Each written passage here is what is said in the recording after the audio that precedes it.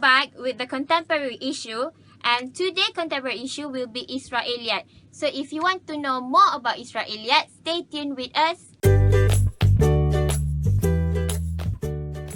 And basically, we're going to talk about Israiliyyat. As you all know, Israiliyyat is the narration told by the Jews who is converted to Islam, and the story that they told is contradict with the Quran. So basically, today we're going to ask a few opinions from different persons about Israiliyyat and what we can relate it to the contemporary issue nowadays.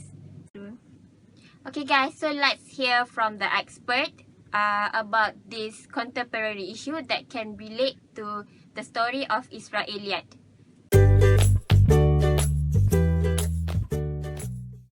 Okay, I will proceed to the contemporary issue based on Israiliyyat.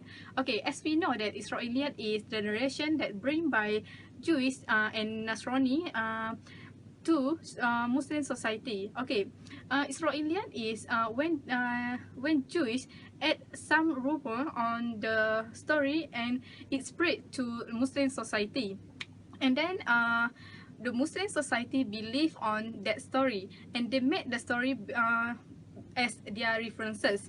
Okay, there are many people that believe that the story Adam and Hawa that they eat fruit is kuldi fruit, but that was Israiliyyat because the fruits are unknown. Okay, next I will tell the story about Yusuf and Zulaikha. In the Quran, Zulaikha seduced Yusuf only, but the Israiliyyat that Yusuf get married with Zulaikha, and they have two child. That was only Israiliyyat.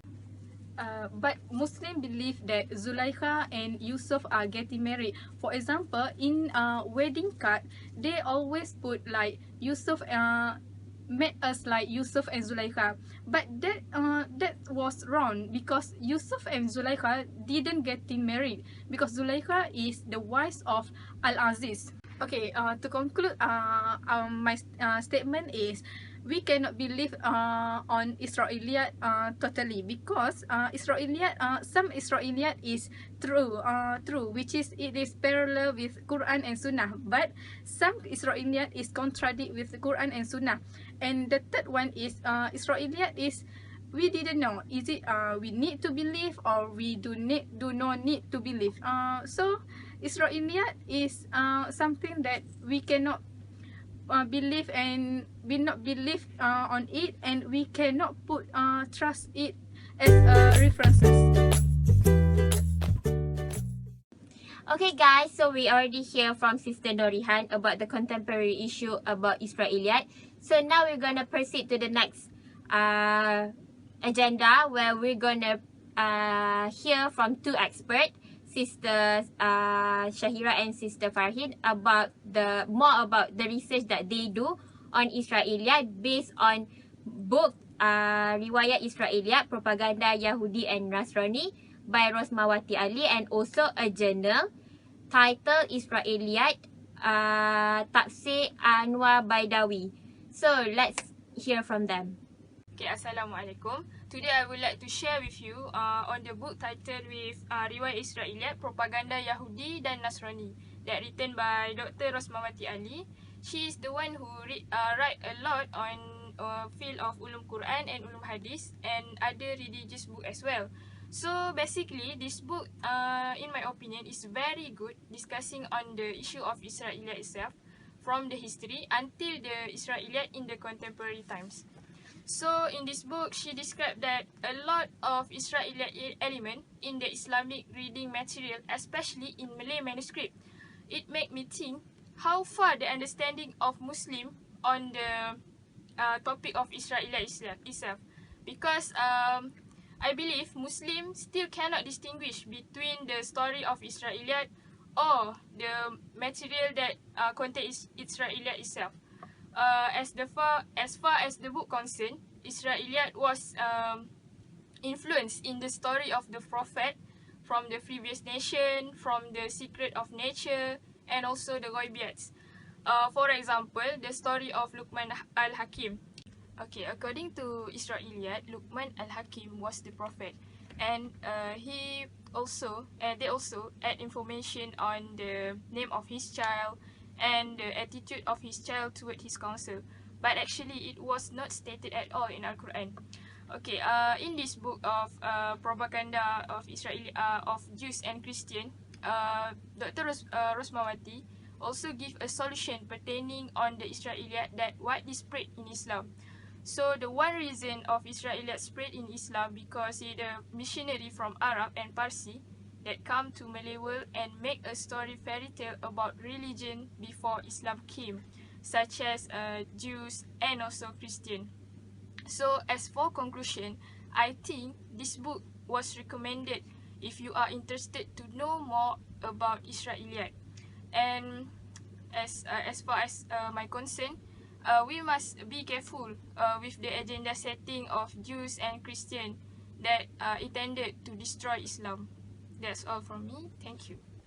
Okay, Assalamualaikum. So today I'm going to make an article review about Tafsir Anwar Baiduri, which has been used by a very prominent ulama in Indonesia and Malaysia named Sheikh Abdul Rauf bin Ali Al-Fansuri Al-Sinkili. But this ulama, Abdul Rauf, used Tafsir Anwar Baiduri as a reference only. But in this research, we are going to know whether Sheikh Abdul Rauf use whether the book of Tafsir has an element of Israiliyyat or not. So I'm going to make it short and precise.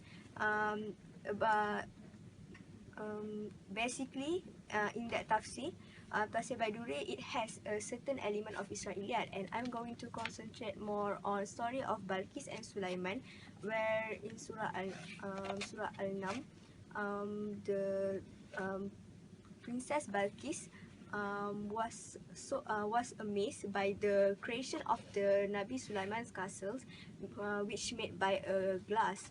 But in the tafsir, according to Tafsir Al-Baiduri, he said that the jinn said to the Prophet Sulaiman that Balqis' leg looks like a donkey, and Nabi Sulaiman hate it.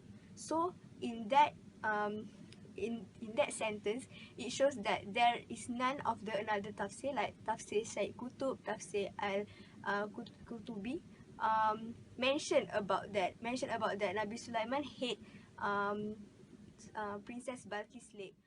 The tafsir of Sheikh Baiduri was used by Abdul Rauf Sinkili, has an Israiliyyat element in his kitab, and most of the Malay people and Indonesian people are using his book, and that's and the story spread, and people started to believe that actually Nabi Sulaiman don't like at the Princess Balqis' leg. According to another tafsir, the surah only stress about the amazement of Princess Balqis about the castle which made by Nabi Sulaiman, which made by glass, and to open up Balqis' eyes that there was a greater kingdom than her, and then she embraces Islam.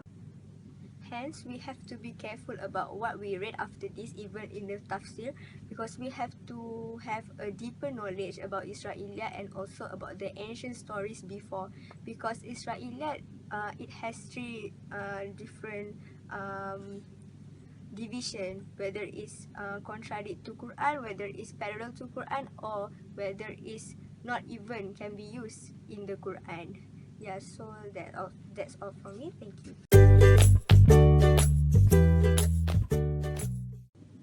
So guys, we already hear the opinion given by the student and also the expert about this particular issue. So what we basically achieve is that we cannot believe 100% on Israiliyyat because there are some stories that are contradict with the Quran. So if you have confusion about this issue, you need to refer to the expert or to the ustad or ustazah that is know more about this Israiliyyat. So after you have already ask them about this issue, and if they say we can believe it, then we can believe it. But then we need to also see if whether it is contradict with the Quran or not. But all I want to say is that in everything we do, in everything we confuse of, we need to always back to Quran and Sunnah, because Quran and Sunnah is the best reference given to us, mankind, by Allah SWT, so that we can always, if there any confusion, we can always go back to Quran. So in the Quran also say that Quran will be preserved until the last day of judgment. So if you have any confusion in head, in your mind or anything, just go back to Quran and Sunnah instead of like want to believe in other stories, in other references, especially the Israiliyyat. So why don't we just believe in Quran and Sunnah and follow it? Okay, guys, that's all from me. Thank you.